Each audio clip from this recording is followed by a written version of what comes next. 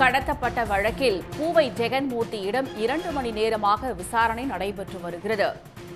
காதல் திருமணம் விவகாரத்தில் சிறுவன் கடத்தப்பட்ட வழக்கில் ஜெகன்மூர்த்தி விசாரணைக்கு ஆஜராகியிருக்கிறார். அவரிடம் 2 மணி நேரத்திற்கு மேலாக விசாரணையானது நடைபெற்று வருகிறது.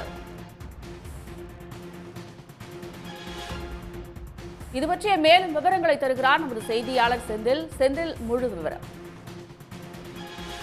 17 வயது சிறுவன் கடத்தப்பட்ட விவகாரத்தில் புரட்சி பாரதம் கட்சியின் மாநில தலைவர் ஜெகன்மூர்த்தியிடம் திருவாலங்காடு காவல் நிலையத்தில் 2 மணி நேரத்துக்கும் மேலாக விசாரணையானது தீவிரமாக நடைபெற்று வருகிறது.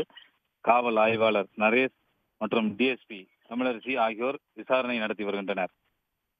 17 வயது சிறுவன் கடத்தப்பட்ட வழக்கில் நீதிமன்ற உத்தரவுப்படி புரட்சி பாரதம் கட்சியின் தலைவர் ஜெகன்மூர்த்தி இன்று காலை சென்னை அடுத்த திருவள்ளூர் மாவட்டம் திருவாலங்காடு காவல் நிலையத்தில் இன்று காலை ஆஜராகியிருக்கிறார்.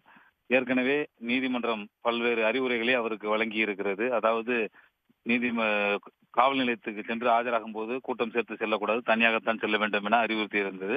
அதன் அடிப்படையில் இன்று காலை திருவாலங்காடு காவல் நிலையத்தில் அவர் விசாரணைக்கு ஆஜராகியிருக்கிறார். அவரிடம் டிஎஸ்பி தமிழரசி, அதே போல விசாரணை அதிகாரியும் திருவாலங்காடு காவல் நிலைய ஆய்வாளருமான நரேஷ் ஆகிய இருவரும் விசாரணை நடத்தி வருகின்றனர். கிட்டத்தட்ட 2 மணி நேரத்துக்கும் மேலாக இந்த விசாரணையானது தொடர்ந்து நடைபெற்று வருகிறது. இந்த விசாரணை அனைத்துமே வீடியோ மூலம் பதிவு செய்யப்படுகிறது. மேலும் எழுத்துப்பூர்வமாகவும் அது பல்வேறு கேள்விகளை கேட்டு வருகின்றனர். அதாவது குறிப்பாக ஏடிஜிபிக்கு ஜெயராமுக்கும் இவர்கள் உள்ள தொடர்பு, சிறுவன் கடத்தலில் இவருடைய பங்கு என்ன என்பது தொடர்பாக கிட்டத்தட்ட ஒரு 50க்கும் மேற்பட்ட கேள்விகளை வினாத்தாள் போல கொடுத்து அதில் பதிவு செய்து அதையும் வீடியோ பதிவு செய்கின்றனர் போலீசார். தற்போது 2 மணி நேரத்துக்கு மேலாக இந்த விசாரணையானது தீவிரமாக நடைபெற்று வருகிறது.